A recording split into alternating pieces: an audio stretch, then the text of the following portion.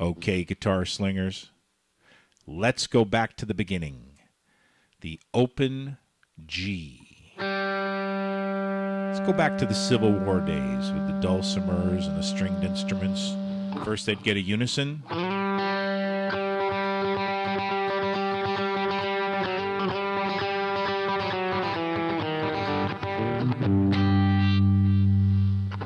And you notice when I went down here from the unison, that's your 5. And then on top is the 3. So this chord here was the happening thing. A lot of hit records. Like, she'll be coming around the mountain when she comes. She'll be coming around the mountain when she comes. She'll be coming around the mountain. She'll be coming around the mountain. She'll be coming around the mountain when she comes. And you notice they don't know in the song when she's actually coming around the mountain, but whenever it is, she'll be doing it. I don't know who wrote this song. Maybe some loggers that have been out there for a few too many years away from the gals, but they seem awfully excited.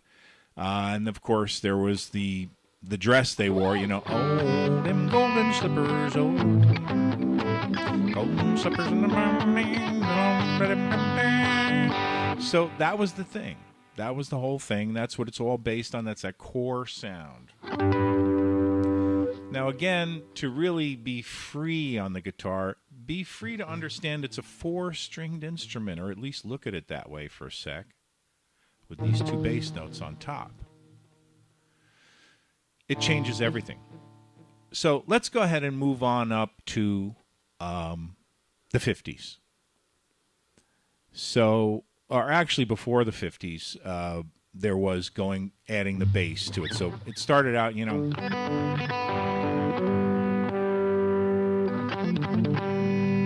and then when they started adding the bass. And we did that on part 1, so.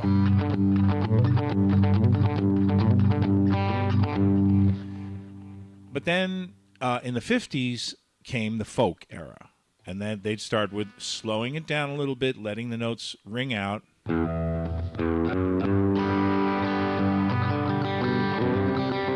Sorry.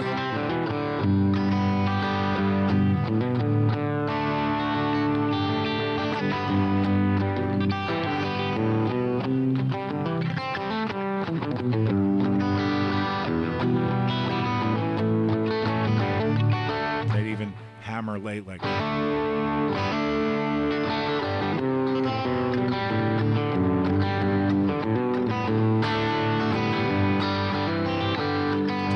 change. So then came the 60s, and an amazing thing happened in the 60s.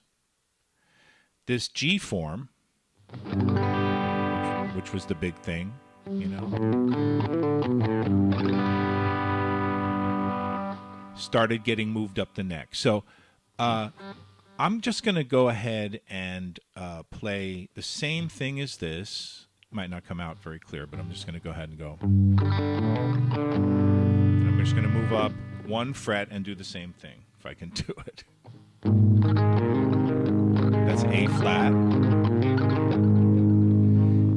So they just moved it up, or it got moved up, and then we move it up 1 more to A.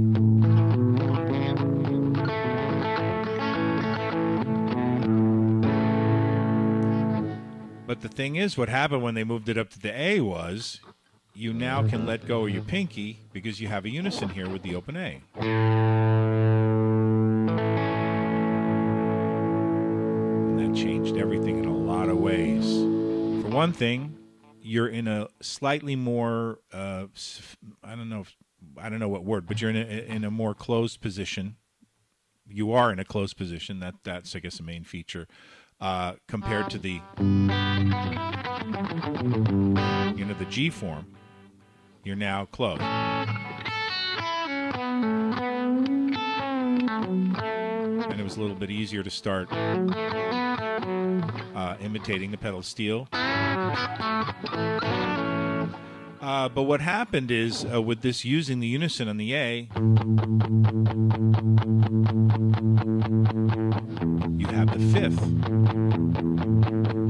So that was a big thing. So then that's when the whole thing started.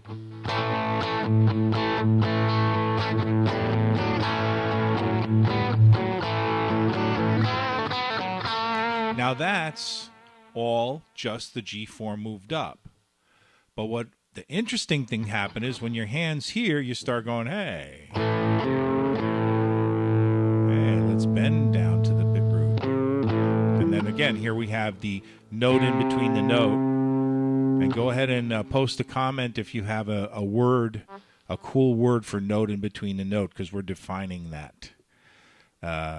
So, with a better word. But that's not where I'm going to. Where I'm going to is they also would go down to the E, because the other chord form that's the main form of the guitar, of course, is E. So on the way down there, they would go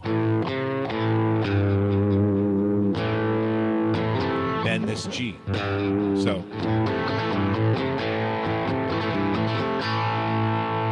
So what happens is when they started doing that, all of a sudden, they're adding the blues key. They're adding the blues notes. They're changing the musical landscape drastically. So, again, starting to reference your mind on a different bass note or an implied bass note changes the same sound. So again, much of the music is in the mind of the listener. So here from A,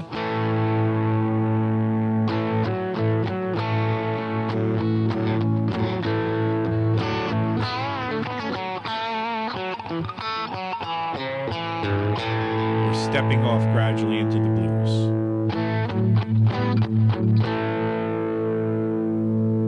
And from there, of course, what happened is we took a bad detour, because most cats, when they went from A, they go to B flat, and like slaves, as we were taught to be good little slaves, we got to hold down that bass to make the instrument louder, frankly, mainly to sell instruments. See? And then move on up. What this does is it holds these fingers up.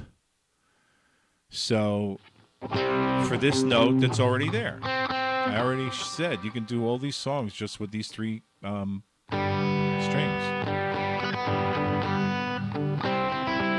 because it's represented, and it's also, again, those bass notes are in your mind. So much better, unless you want that exact sound that we're used to. It is far better to add the root up here on the E string with the pinky. You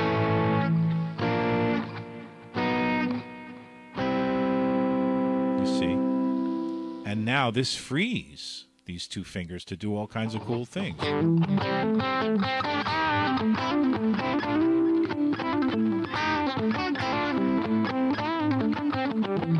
See?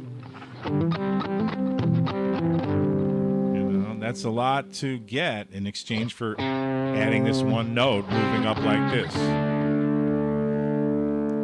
And then the D, we're going to skip for a second and move on to the 70s, and 72 specifically, when somebody went ahead and said, well, on the D, I'll give it away. They just kept going. By doing that and just being kind of sloppy with it, it made it an add 9. I'll get to that in a minute. And then when they get up to the E, so here's if I was barring it like this all the way up. Now up to A, to D, and now up to E. Now what happens is I can let the low E string ring out, And then the song I'm referring to from 1972 is, instead of going 1, 2, 3, 1, 2, 3, add some hammers and double stopping, and we have.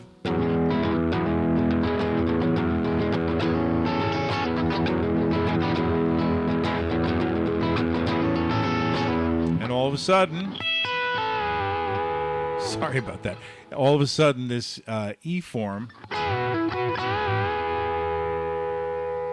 is a whole different sound with the overtones and everything. But I want to get down to the D, because once they started doing this, the Cats, they'd go down.